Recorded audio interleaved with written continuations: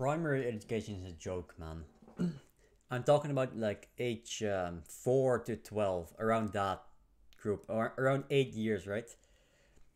I think the best way to teach children in general, in an academic sense, an educational sense, is that you focus early on some more fundamental skills like especially language and mathematics, some concrete mathematics, right?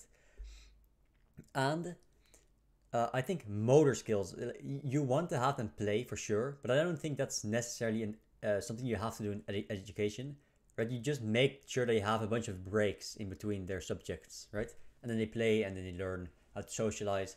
I don't think you have to, that's not really an education thing. It's just take a bunch of breaks. Let young children take a bunch of breaks. Also, motor skills. I think some creative motor skills are very important. So yeah, so when you learn to write, it's very boring. You have to make the same motion over and over again. I think, I think it's boring for children, but I think it's good to learn because a lot of children they like creative things like playing an instrument or painting or drawing, dancing, right? I think just because children tend to like those things and having them in an educational setting, because children have very poor motor skills, and having them learn early on helps a lot later in life. It lets their minds connect with their bodies, right? So I think having drawing, painting, some music, instruments, singing, and dancing, right? Having that as a part of education instead of something you do on the side should generally be promoted. I think that's a good thing. Right. Then next, language. I think language is embarrassing. Right. Learning your native language is just a part of growing up. You just learn it in as you age. You just learn it naturally. Right. It's intuitive, and language education at a younger in a primary school is so boring. Right. But to me, it felt like I learned the rules not really to understand the rules, but to have an organized way to organize my intuition, right? Because my language is my intuition. It's the way I organize my thoughts, and the rules are just there for me to latch onto and make right and make my thoughts more organized. Because when you do it intuitively, it's not that organized, right? I think a better way to do it is that you give children a chance, at least a chance, to understand the grammatical rules and the meanings of the words, right?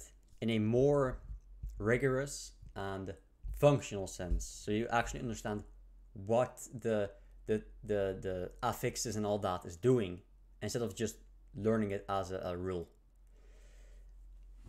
Because that will help a lot later on, because it will help a lot later on for children to understand themselves and the way they think instead of just thinking, right? You want to try to understand yourself. That's one of the things that's because primary education is to set up what you learn in your teens, because teenage years are very important for your development into an adult. So setting that up is important, because otherwise you're going to be delayed. You're going to be you're gonna have to catch up later in your teens, and it's just, right. To me, it felt my entire high school, like my later teenage years was in education was just catching up from not learning earlier on. It was just catching up, right? And that's really annoying, because while you can catch up and you need to work hard, learn a lot, you're not really gonna remember all of it, right? A lot of people they end up remembering maybe 5% of everything they've learned in the high school, whereas they probably remember over 90% of what they've learned in primary school. So why not do it earlier if you're going to remember more that way? Yeah, so give children a better understanding of their own thoughts by giving them a better understanding of the way their language is organized in a grammatical sense and in a semantical sense, right? Morphology, basically. Not ultra rigorous, like some academic way, but in a better way than it's done now, for sure. And lastly, what's also important is mathematics. I think mathematics is just embarrassing at this point. You 4-year-olds can learn to add numbers and multiply numbers. They can, okay? They can. You don't have to wait years to do this. How come that I go into middle school not knowing the other order of operation PEMDAS, not knowing it, and not even knowing anything about negative numbers, even though I learned how to subtract? How do I not know anything about negative numbers? Right? You have to know that all the whole numbers, the positive, negative, it's learning that at the same time as learning addition and subtraction is crucial, because the reason that those numbers exist is because we have subtraction, right? And the same thing goes for multiplication and division and the rational numbers. You need to learn this at the same time, okay?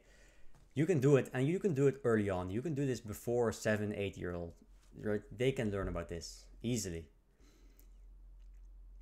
Because learning more about how to manipulate numbers in a concrete sense, it allows you to, when you go to middle school, immediately go into variables and equations and all that, and functions, right? So doing that earlier gives you a better understanding of how to generalize, because you learn how to manipulate the numbers concretely a lot in your early years, and you intuitively you start to understand that there are patterns here. And then when your brain grows in your teenage years, you learn how to abstract it and generalize in an abstract way, like variables, right? That's what variables do.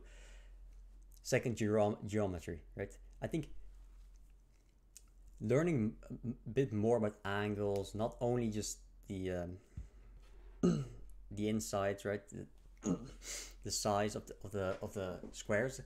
Learning a bit more about angles and rules, how to calculate, right? What you learn with sinus and cosine, where you learn how to calculate the lengths and the angles. Doing geometry in the more concrete sense earlier on again, I think it's the best way. It's such a good playground to learn how to think logically without actually learning the logical rules. Just like it's with the numbers and variables and general abstractions, you get with geometry and logic. Geometry is such a good tool to make children intuitively understand logic and then teach them actual abstract logic in their teenage years. How come I go through 6 years of middle school and high school and I don't learn a single line of logic? I've never learned logic, ever. Right? I had to go to college to even see anything of this. You need to learn this at 14 years old, at the oldest, right? You need to learn this early on, man. How you're not gonna think logically if you never learn it. Of course you're not gonna think logically if you never learn it. So you need to push back geometry, push back numbers, or I mean, yeah, push forward, right? In ages backwards, right? To younger children, geometry, numbers, manipulating numbers in a concrete sense, both of those, right? Concrete mathematics. Then you need to push back the language to younger ages, so you learn how to you learn a bit about the function of the language, not just a way to think orally. You learn how to why it functions this way, right? And general creative motor skills, so you don't have to learn it later on and waste your time doing that, right? You can go be a virtuoso if you want to, but you don't have to learn how to play an instrument when you're older, or learn how to draw when you're older, when you already know how to do it. It's such a nice skill to have generally. And all of that because I think that older children puberty ages, they grow to be more interested in the world, more interested in the way they think, the way other people think about society. So making them learn more about all of those subjects, the subjects that deal with those subjects, like social sciences, natural sciences. It's we already do this, but by giving them more time, then by pushing the more fundamental subjects further forward, it just makes them understand everything better, right? Like I said, high school to me felt like every subject was just me catching up with everything that I missed out learning earlier on. But I didn't have to miss this out, right? In primary school, I just spent all my time playing. I never did anything at home. I just played all the time. I just dicked around. Even when I was learning, I just dicked around anyway because there was nothing to learn. There was generally so little that I actually learned. Well, you can make them learn. You can make children learn. It's not like children aren't interested in learning. They want to learn. They love learning. They are interested in everything, right? You can make anything interesting to them. So why not do that? Why not try to make it interesting and actually make them learn and not push everything forward so that they learn it way too late? Right? It's just so annoying. Because I know a lot of people never had calculus in high school. I had calculus in high school. And maybe that's the reason why I felt like I was just catching up. But everybody can learn calculus in high school. Right? It's not much more difficult to learn. It's only difficult because for most people, by the time you get to the calculus part, they've not learned any real way to do the preliminary courses. So they don't understand it because they have to learn everything at the same time, and it just doesn't work because, well, trying to learn, that's the hard part. People can learn things one step at a time, but trying to learn everything at a time, that's what makes people be afraid of calculus and mathematics as a whole, or any subject really, because it's hard, right? For very few people can learn everything at the same time. That's the hard part. Doing a bunch of things at the same time. That's what right? Smart people, they can do that. But if you're just average, it's hard. It's just hard. You can't learn everything. You're gonna feel like you're always behind on everything. So you can push it forward. Children, they learn so fast. They can learn this. They can do this. It's embarrassing. It's embarrassing. All right.